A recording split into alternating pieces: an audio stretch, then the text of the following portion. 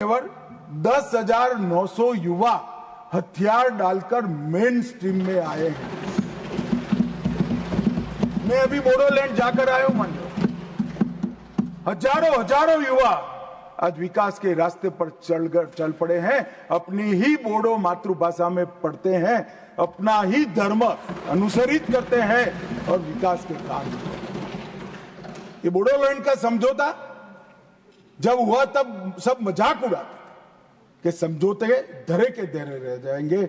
आज मैं कार्यक्रम देखकर आया हूं, मोदी जी गए, 5 लाख बोडो युवा, वृद्ध, अबला, नागरिक सब। मैं कुछ दिन पहले ही बोडोलैंड जाकर आया हूं मानने, और परिस्थिति बदल गई है। आसाम के अंदर 5 लाख करोड़ का इन्वेस्टमेंट का MOU होता है। एक आसाम के अंदर इंडस्ट्री एक जमाने में स्वप्न माना जाता था, आज वहां पर शांति है।